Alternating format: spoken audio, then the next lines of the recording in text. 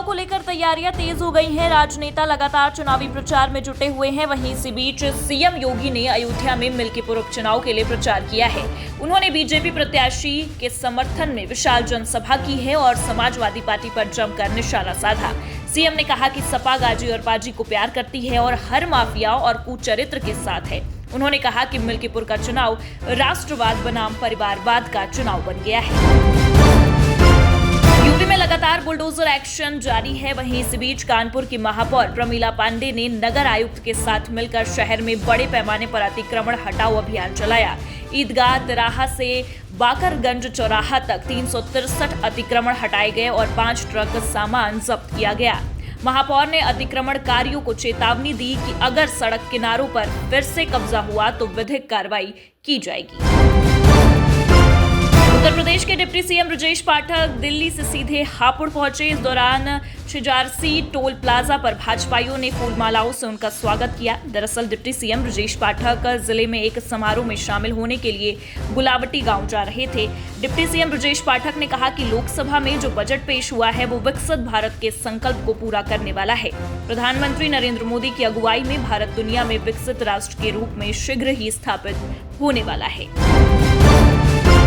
बसंत पंचमी और स्थापना दिवस पर आईआईटी बीएचयू अपनी झांकी में एरोनॉटिक्स, मकड़ा ड्रोन, रोबोटिक्स, ऑटोमोटिव इंजीनियरिंग और मेडिकल साइंस के कई क्षेत्रों में नवाचारों का एक संग्रह पेश करेगा।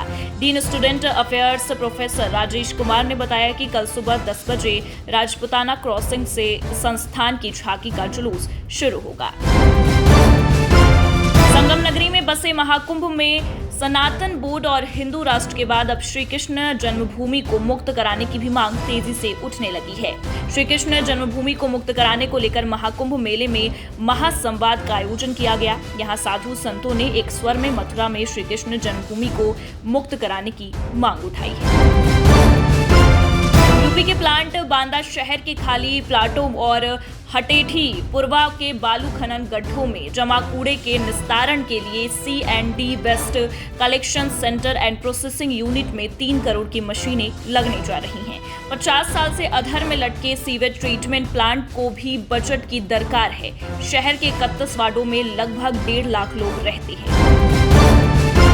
महाकुंभ में हुए हादसे के बाद से लगातार नेताओं की प्रतिक्रिया सामने आ रही है। वहीं इसी बीच यूपी सरकार के कैबिनेट मंत्री जयवीर सिंह ने कहा है कि प्रयागराज में जो हादसा हुआ है उसमें कुछ भी नहीं छिपाया जा रहा है। सरकार की अगर कुछ छिपाने की मंशा होती तो इस घटना की न्यायिक जांच क्यों कराई जाती। मुद्दा विहीन विपक्ष बेवजह बयानबाजी कर रहा है। उन्होंने कहा कि सरकार ने ये भी सुनिश्चित किया है कि भविष्य में इस तरह की कोई घटना ना हो।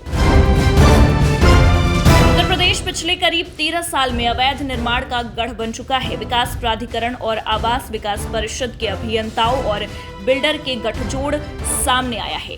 माना जा रहा है कि आपसी मिलीभगत के जरिए उत्तर प्रदेश के प्रमुख शहरों में अवैध तौर पर इमारतें खड़ी की जाती रही हैं। नाराज हाईकोर्ट ने प्रदेश सरकार से 10 फरवरी को अवैध निर्माणों के संबंध में जवाब दाखिल करने को कहा है। हाईकोर्ट के जवाब तलब से अवैध निर्माण का मुद्दा फिर से गर्मा गया है। अयोध्या में एक दलित युवती की हत्या के बाद निवस्त्र शव मिलने पर सियासी पारा हाई हो गया है। वहीं इस बीच इस घटना को लेकर सपा सांसद अवधेश प्रसाद फफक कर रोने लगे हैं, जिसके बाद सपा सांसद अवधेश प्रसाद के रोने पर सीएम योगी ने मंच से कहा, यहाँ का सांसद जो नौटंकी कर रहे हैं न देखिएगा, जब जांच खत्म होगी और जब सच सामने आएगा तो इसमें भी किसी समाजवादी पार्टी के आदमी का ही हाथ होगा। गोमती नगर विस्तार थाने में फिल्म अभिनेताओं और संचालक समेत 7 लोगों के खिलाफ रिपोर्ट दर्ज कराई गई है। अनीस की शिकायत पर डॉक्टर उत्तम सिंह, संजीव वर्मा, समीर अग्रवाल, शबाब हुसैन, RK शेट्टी, श्रेयस तलपड़े और आलोक नाथ के खिलाफ धोखाधड़ी और गबन की रिपोर्ट दर्ज कर ली गई है। इंस्पेक्टर गोमती नगर विस्तार सुधीर अवस्थी ने बताया कि मामले की जांच की जा रही है।